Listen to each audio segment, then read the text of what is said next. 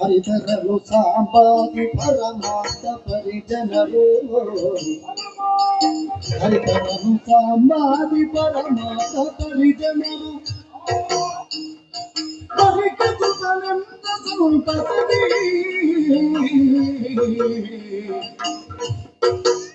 ಅಲಧರ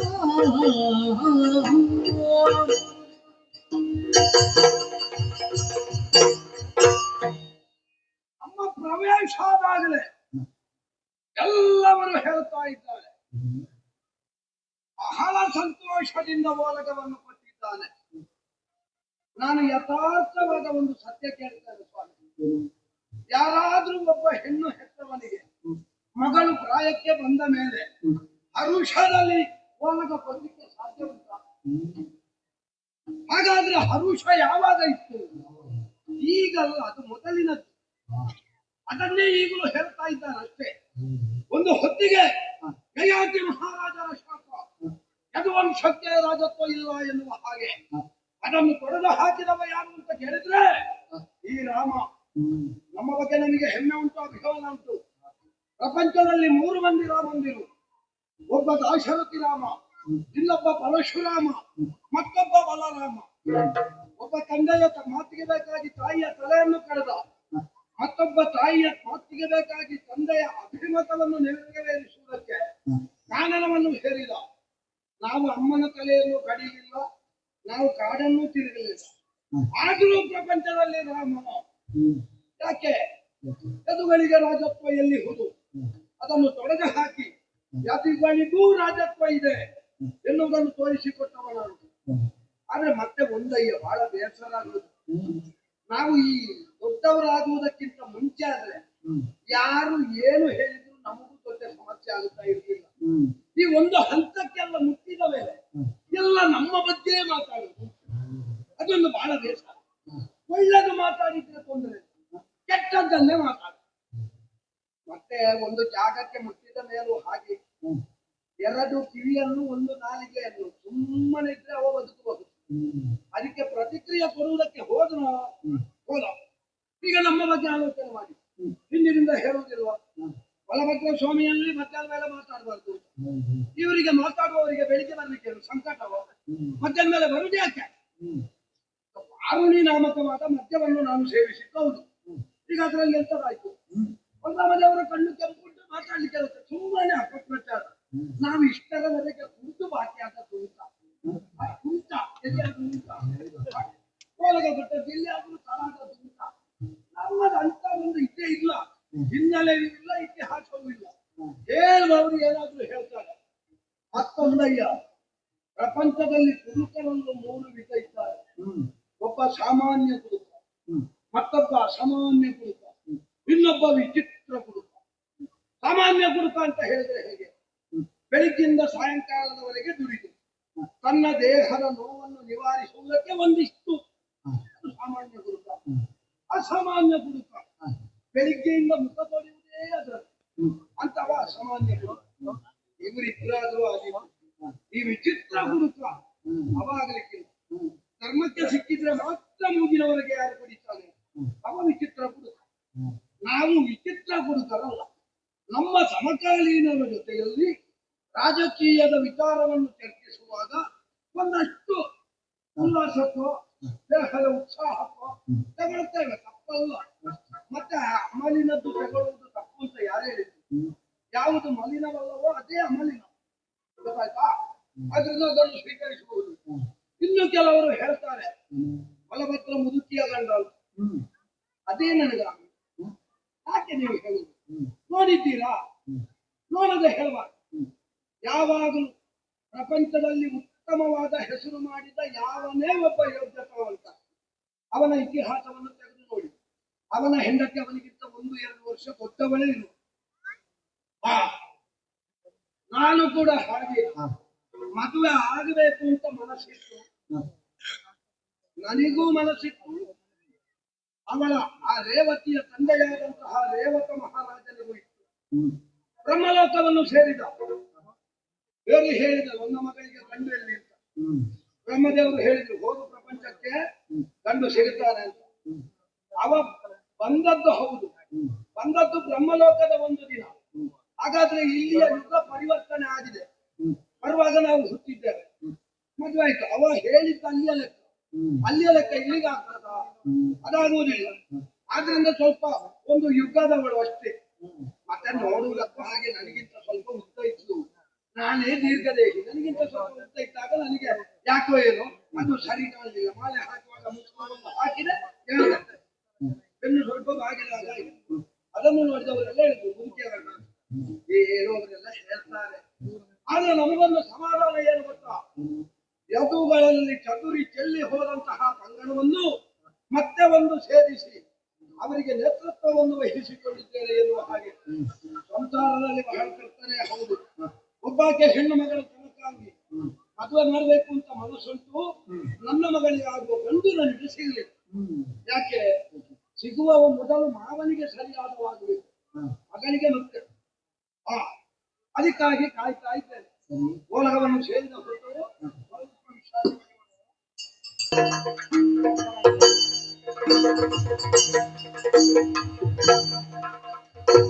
ಇನ್ನು ಬಂದಿಗೆ ತಂಗಿ ಜಾನಗಿ ತೆರದಿಂದ ಆ ಆ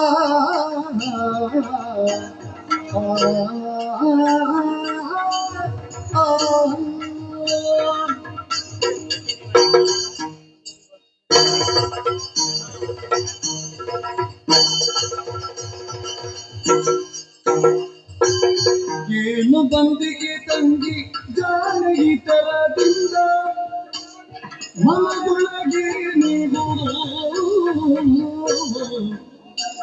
ಸಾನುರಾಗದಿ ಹೇಳೋಣ ನಡೆಸು, ಸಾನುರಾಗದಿ ಹೇಳೋಣ ನಡೆಸು.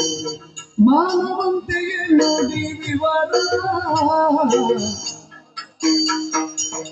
ಏನು ಬಂದಿಗೆ ತಂಗಿ ಜಾನಗಿ ತರದಿಂದ ಮನದೊಳಗೆ ನಿಮಗೂ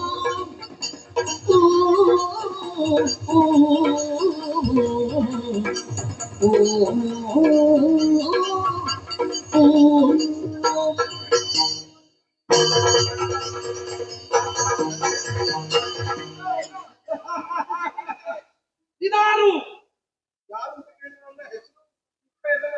ಸಂಗಮ್ಮ. ಮತ್ಯಾರೆ ಸಂಗಮ್ಮ ಅಂತ ಹೇಳುವುದಾ? ಅಂಗಿ ಎನ್ನುವಂತಹ ಶಬ್ದಕ್ಕೆ ಪರ್ಯಾಯವಾಗಿ ತಾಯಿ ಎನ್ನುವಂತಹ ಅರ್ಥವನ್ನು ಕಲ್ಪಿಸುವುದಕ್ಕಾಗ್ತದೆ. ಆದ್ರಿಂದ ಸಂಗಮ್ಮ ಮಕ್ಕಳಾದ್ರೆ ನಮ್ಮ ಅಮ್ಮ ಇತ್ತು. ಈಗ ಅಮ್ಮನ ಮೊರೆಯನ್ನು ನಿನ್ನಲ್ಲಿ ಕಾಣ್ತಾ ಇದ್ದೇವೆ. ಆದ್ರಿಂದ ಸುಭದ್ರ ಹೇಳುವಾಗ ಗಂಡು ಮಕ್ಕಳೇ ಇದ್ರೆ ಮನೆ ಅಲ್ಲ, ಹೆಣ್ಣು ಮಗು ಬೇಕು ಬೇಕು ಬೇಕು. ಆಗ ಗಂಡಿಗೂ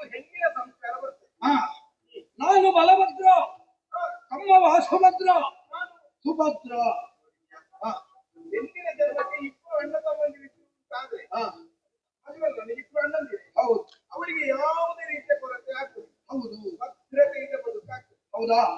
ನಿನ್ನ ಜೀವನದಲ್ಲಿ ಯಾವ ಕಾಲಕ್ಕೂ ಅಭದ್ರತೆ ಕಾಣಬಾರದು ಎನ್ನುವ ಉದ್ದೇಶದಿಂದಲೇ ಕ್ಷಾತ್ರಿಯ ವೀರರಾದಂತಹ ಶಶಿವಂಶದಲ್ಲಿ ಪಲ್ಲವಿಸಿದ ಕುಸುಮಗಳು ಪಂಚಪಾಂಡವರು ಅದರಲ್ಲಿ ಓರ್ವನಾದಂತಹ ಪಾರ್ಥನಿಗೆ ನಿನ್ನನ್ನು ಕಲ್ಯಾಣೋತ್ಸವ ಮಾಡಿಕೊಟ್ಟಿದ್ದೇನೆ.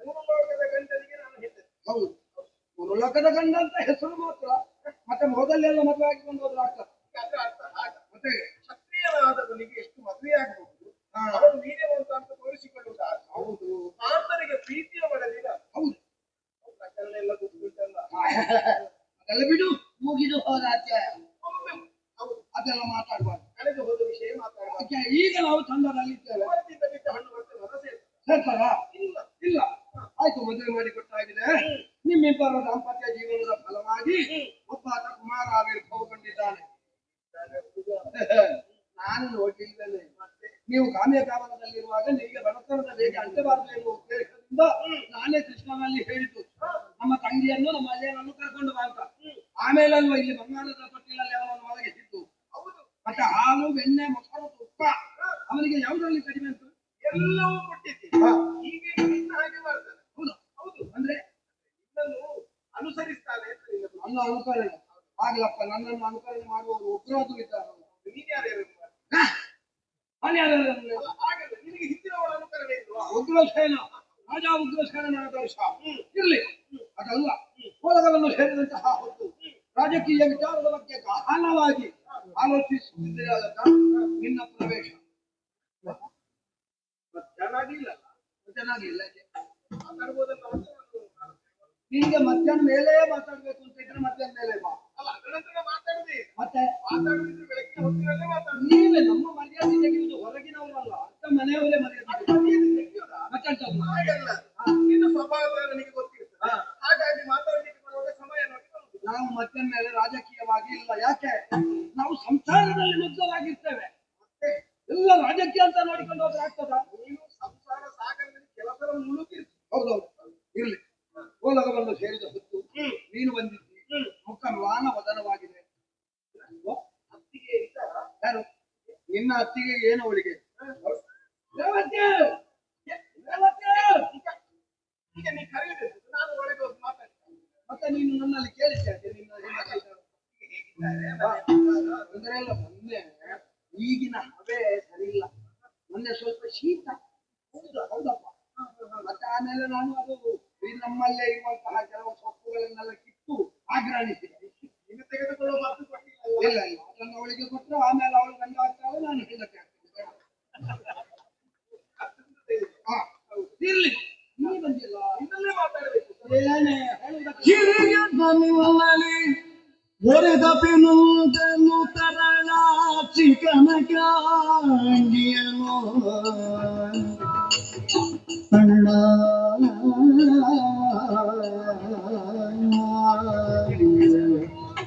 ಆ ಆ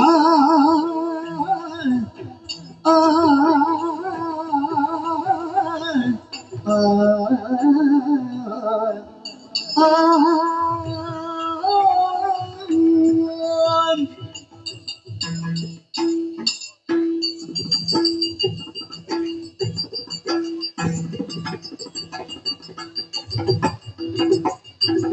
ಹಿರಿಯಣ್ಣ ನಿಮ್ಮಲ್ಲಿ ಮೊರೆದ ಪೇನುದನು ಕರಣಾಚಿ ಕನಕಾಗಿಯನು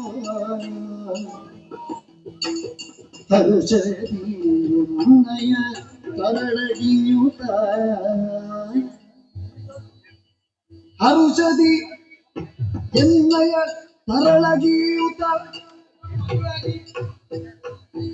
ಸುಖಕರ ಬಾಳ್ವೆಯಂತೆ ಮಾಡು ಅಣ್ಣ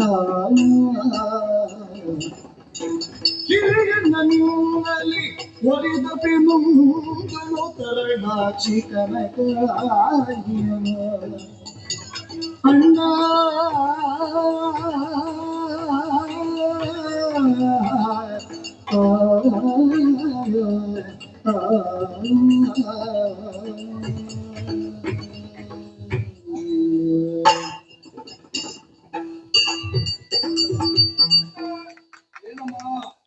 ನಿನಗೆ ನಿತ್ಯವೂ ರಾಜಕೀಯ. ಇರುವುದು. ರಾಜಕೀಯ ಮಾಡದೆ ಬದುಕಲಿಕ್ಕೆ ಸಾಧ್ಯ ಇಲ್ಲಪ್ಪ. ನಿನ್ನ ಬದುಕು ರಾಜಕಾರಣದಲ್ಲೇ ಹೆಚ್ಚಿನದಾಗಿ ಕಳೆದು ಹೋಗಿರುವಂತಹದ್ದು. ಮೊದಲಾದ್ರೆ ದೊಡ್ಡ ರಾಜಕೀಯ ಅಲ್ಲ, ಈಗ ಸ್ವಲ್ಪ ಸ್ವಲ್ಪ ರಾಜಕೀಯದಲ್ಲಿ ಇಲ್ಲದಿದ್ರೆ ಕಷ್ಟ ಆಗ್ತದೆ.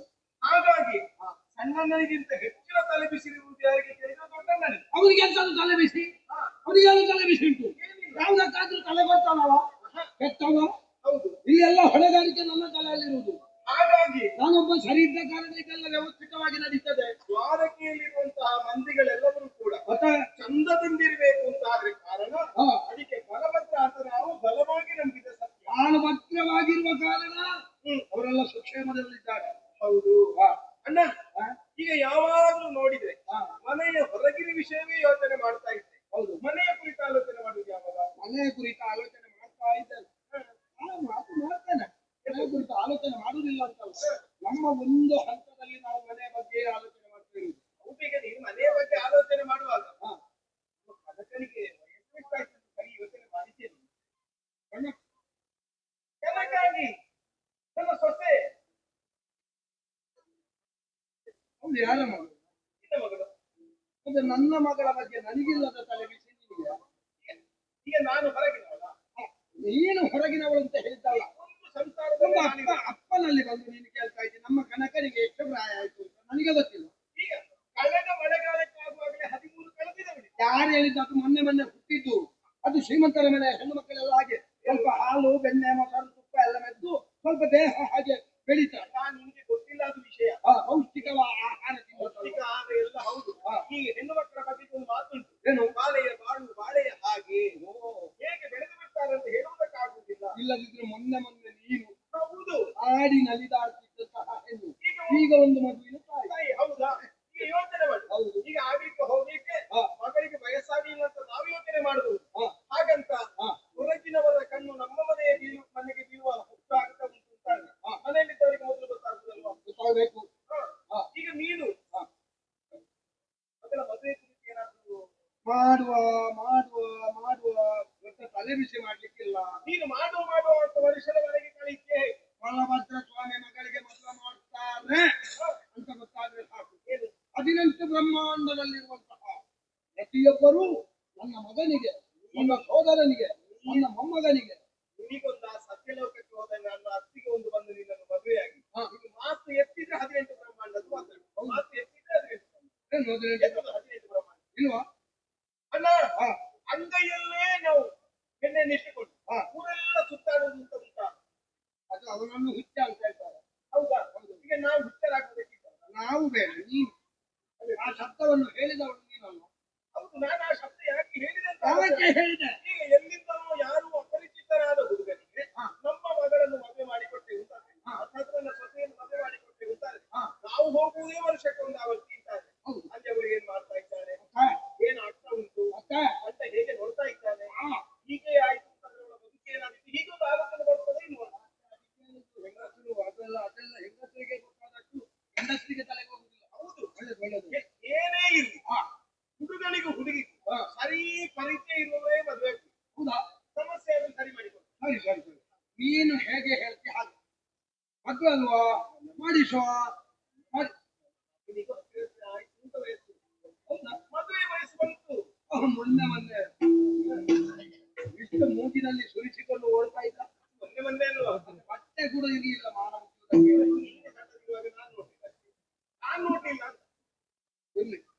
ಹಾಗಲ್ಲ, ಈಗ ಬೆಳೆಯುತ್ತಾ ಇದ್ದಾನೆ, ಮದುವೆ ಮಾಡಬೇಕಾದ ವಯಸ್ಸು ಬಂದಿದೆ. ನಾನು ಮುಂದವರಿಗೆ ಮದುವೆ ಮಾಡುವ ಅಂತ ತೀರ್ಮಾನ ಮಾಡಿದ್ದೆ. ಆಲೋಚನೆ ಮಾಡಬೇಡ.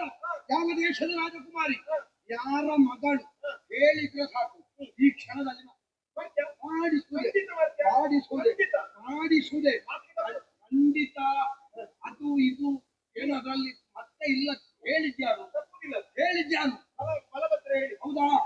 ನಾನು ಯಾವತ್ತಾದ್ರೂ ನನ್ನ ಮಾತನ್ನು ನಾನೇ ಕೇಳುದಿಲ್ಲ. ಅವನು ಒಪ್ಪಿದ್ರೆ ನಾನು ಆಲೋಚನೆ ಮಾಡು. ನಮ್ಮಲ್ಲಿರುವ ಹಣ ಎಲ್ಲಿಗೂ ಹೋಗದೆ ನಮ್ಮಲ್ಲೇ ಸುತ್ತಾಡ್ತಾ ಇರ್ಬೇಕು. ನಮ್ಮ ಮನೆಯ ಸಂಪತ್ತು ಇನ್ನೊಬ್ಬರ ಮನೆಗೆ ಹೋಗಬಾರ್ದು, ನಮ್ಮಲ್ಲೇ ಸುತ್ತಾ ಇರಬೇಕು. ನಮ್ಮ ಮನೆತನ ಅನ್ನೋದು ನಮ್ಮೊಳಗೆ ಬೆಳಗುತ್ತಾ ಇರಬೇಕು.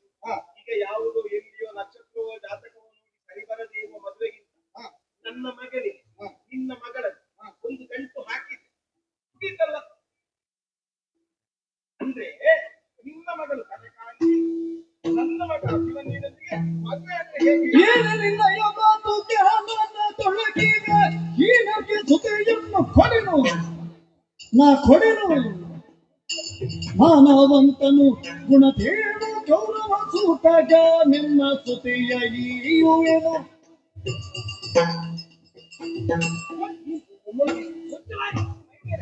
ವಾಯುತ್ತು ಒಂದು ಉಸಿರು ಎತ್ತಿದಂತಾದ್ರೆ ನಾಲಿಗೆ ಸೀಳ್ತಾನೆ. ಇನ್ನೊಂದು ವಿಷಯ ನಾನು ಏನು ಹೇಳಿದೆ ಎತ್ತವಳೆ ಹೇಳುತ್ತ ಭಾವಿಸಿದ್ದೆ.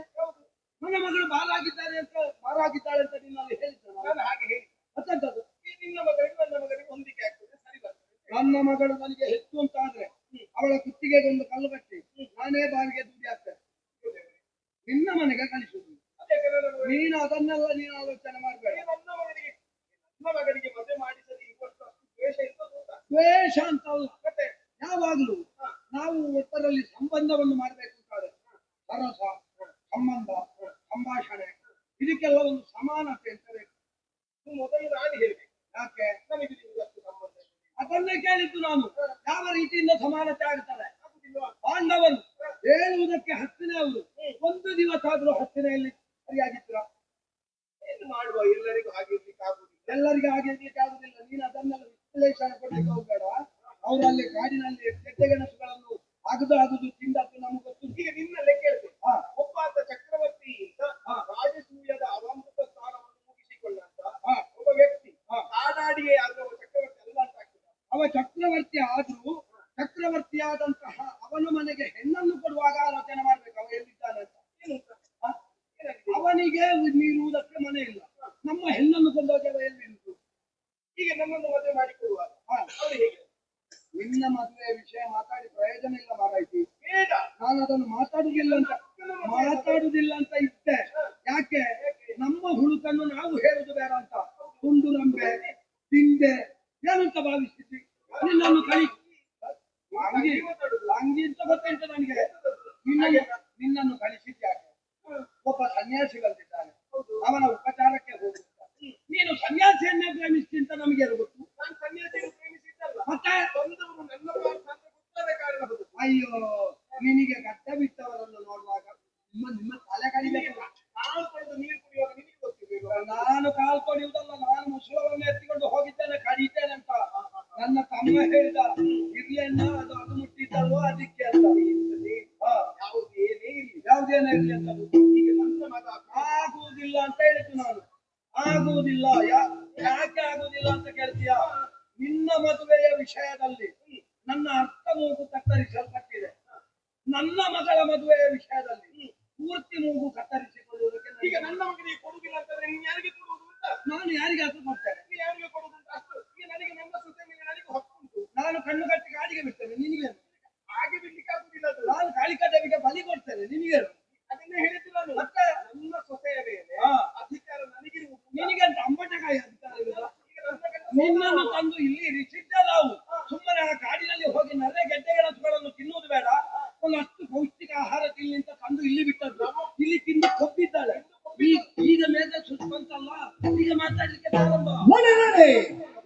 ನಡೆ ಇಲ್ಲಿಂದ ಬೆಳಗಿನ ನಡಿಬೇಡ.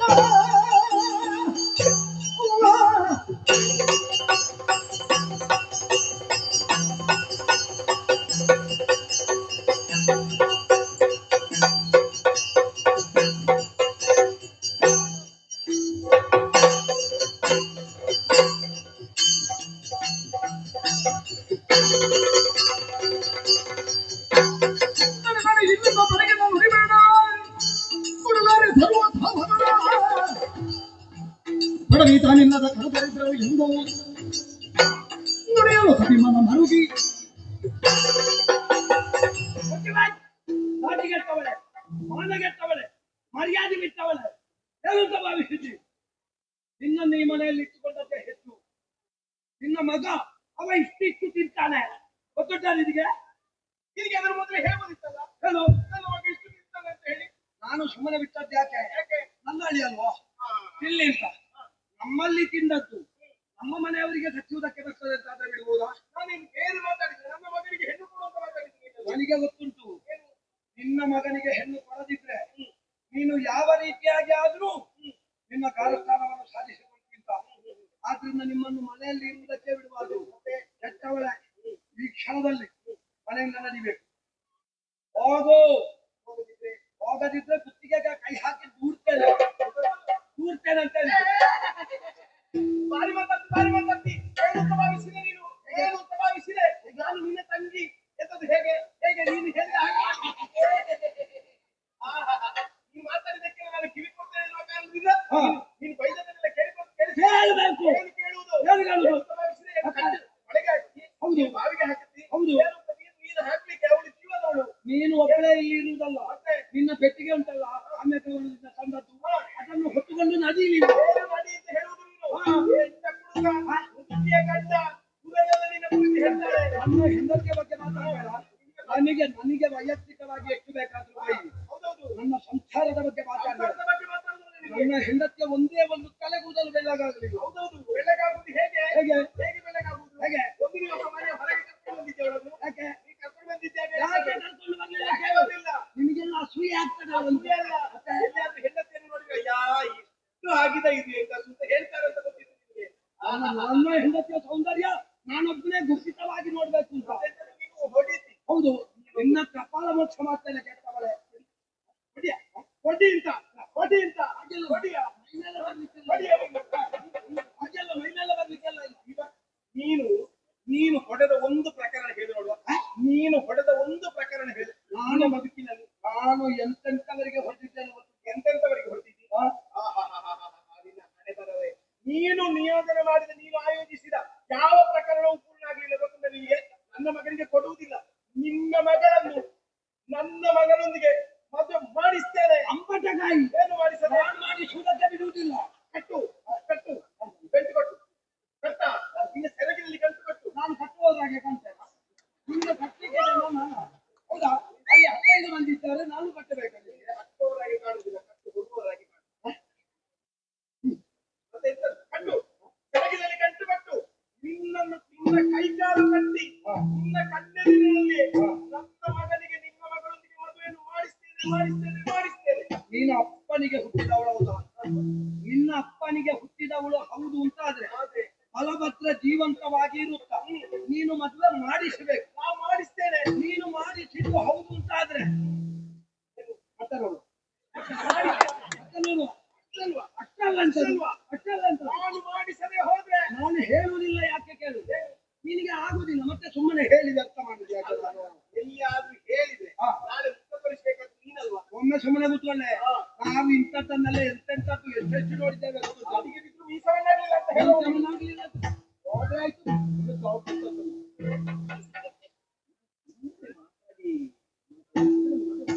ಮದುವೆ ನಿನ್ನ ಅಪ್ಪನಲ್ಲೇ ಮಾಡಿಸ್ಬೇಕು.